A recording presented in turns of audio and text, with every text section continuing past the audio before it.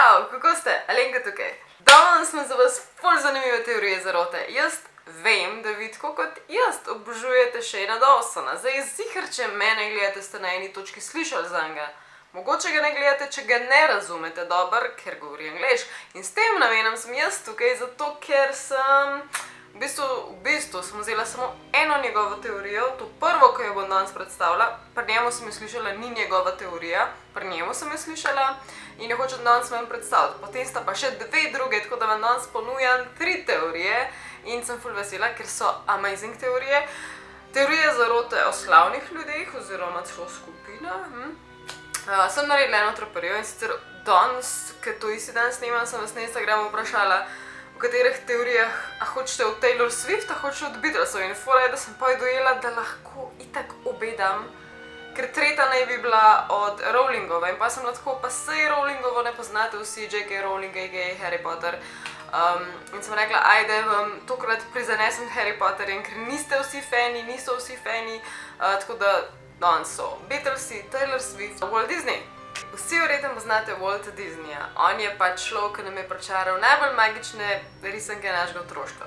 Za tega izjemnega človeka z bujno domišljijo, full of wonder bi človek rekel, ki je ustvaril vse to, kar mi obožujemo, pa Disneyland, pa cel Disney World, ki zdaj vsi gledamo in stare risanke in nove risanke.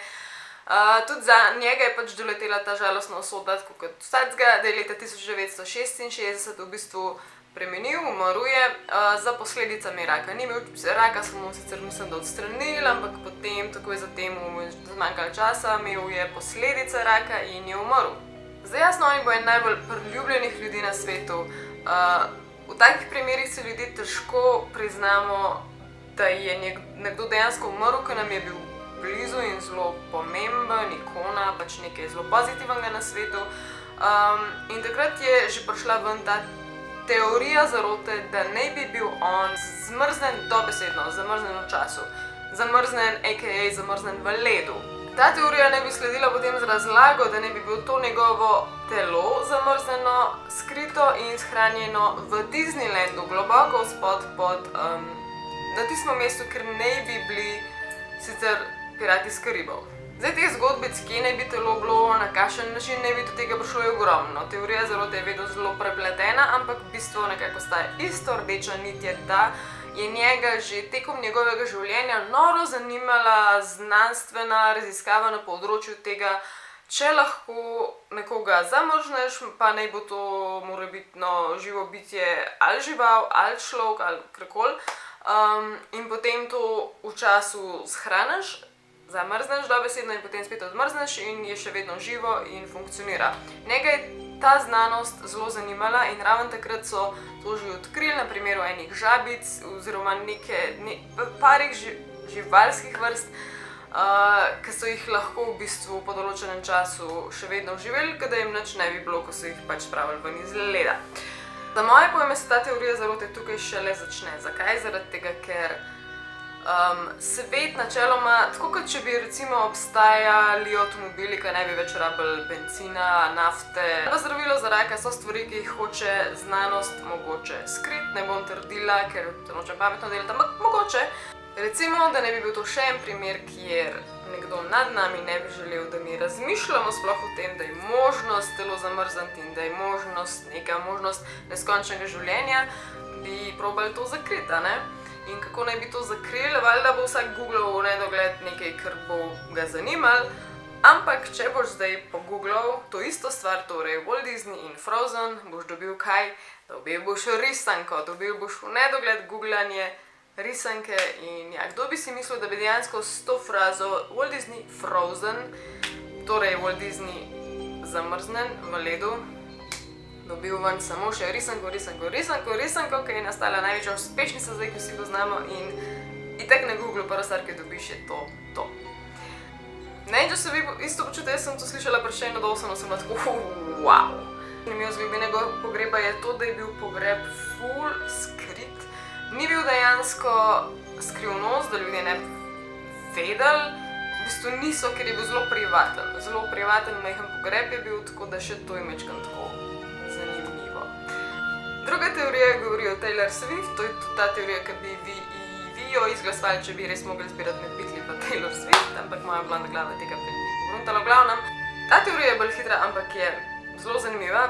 Boste kar šokirani, in sicer Taylor Swift, tako kot jo poznamo, načeloma vsi poznamo kot neko prijetno, mlado, pozitivno, vesela glasba, pop zvezda, pop super zvezda, njo dobesedno pozna cel svet, v bistvu skoraj na nivoju Beyoncé, kar je za moje pojme najvišji nivo slave. Što se je v tem, da če ste mogoče gledali moj video od Illuminatov, torej Illuminati sekta, ki naj bi vodila svet in politiko in medije in vse v bistvu, kar naj bi imeli potem neko kontrolo nad našim umom. Seveda so tukaj medijske zvezde ful pomembne in izpostavljene iz razloga, ker one uravnavajo naš kaj se nam zdi cool, kaj se nam zdi pomembno. Če bo prišel ven komad nov od Severine ali pa od Beyoncé, nov album, Lemonade, whatever bo ven prišlo, mi smo šli gručno to poslušati in gledati in bomo vsi, wow, kjera huda muzika, jo. Ampak fora je, da nam ta stvar obenem tudi vzame pozornost od drugih stvari, ki so mogoče bolj pomembne, mogoče politika. Mi so vsi mislimo, se hvala, zraven naredimo, kaj je to pomemben, in tak, nič ne moramo, Trump je prišel na vodilnem položaju v Ameriki, koga briga.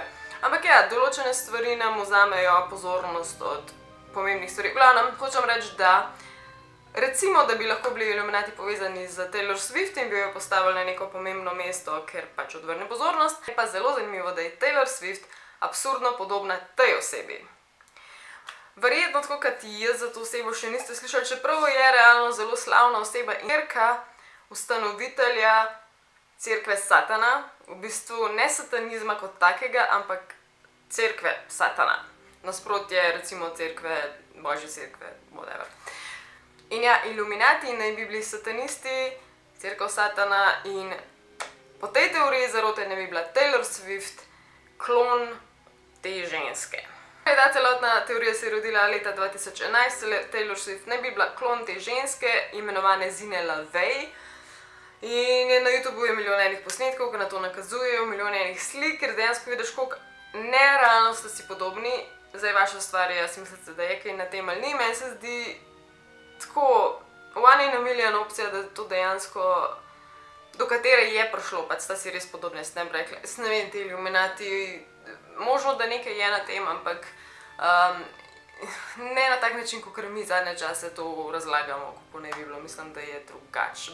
In še tretja teorija, ki vas bo vrgla na rit, in sicer sestavljena nekako iz dveh delov. En del govori samo o Paul McCartneyju, torej nekako najbolj slavni osebi Beatlov, če se ne motim. Jaz brez zamere nisem bila največji fan njihov nikoli, zdaj sem bolj na Queen, če že. Za nas, brez zamere, je to stara glasba, ki se nenaravno za nas je, da se vračamo na njo, torej če starejši gledalci to gledate.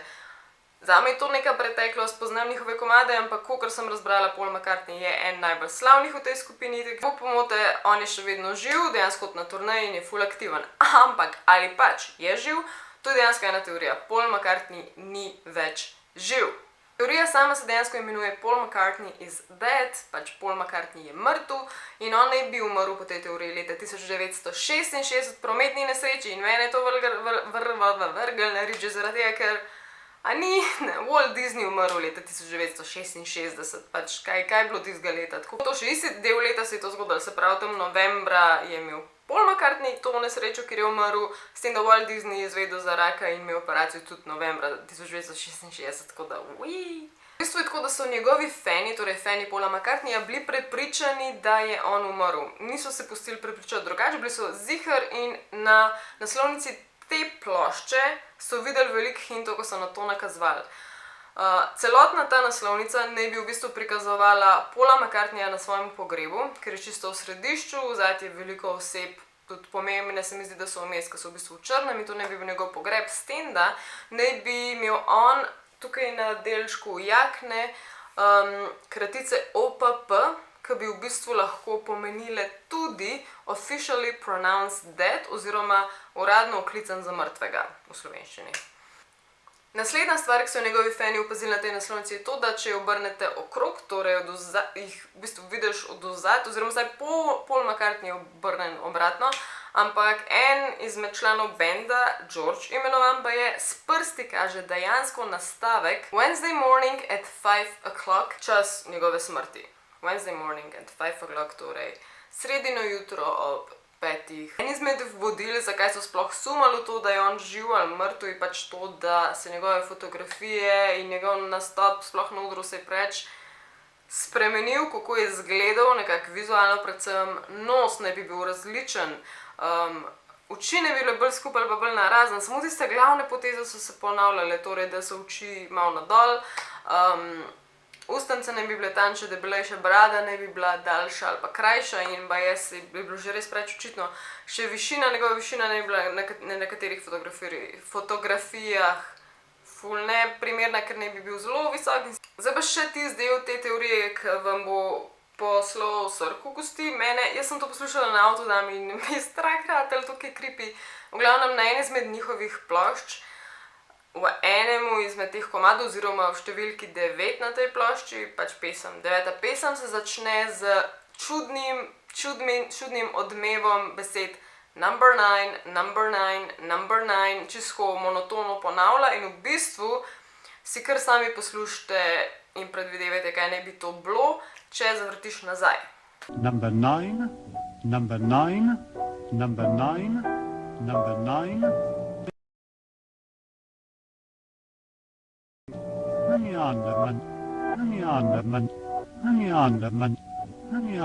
Ja, srhljivo je, ker res ogromno ljudi je tukaj slišal Turn me on, dead man, turn me on, dead man. Če poslušaš vmes delček med pesmima I'm so tired in Blackbird, vmes pride en delček čudnega momljanja, ki v bistvu dosti razločno reče Paul is dead, man, miss him, miss him, miss him. To je meni tako bilo grozno, sem slišala dejansko. Poslušajte sami.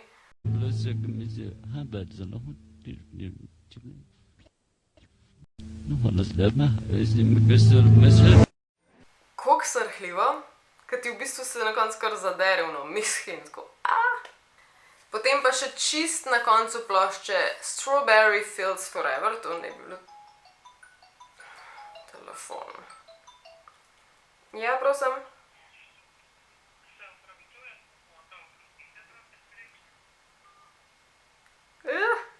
This is getting creepy. Na koncu te plate Strawberry Fields Forever pa reče, res se razločno sliš, I buried Paul.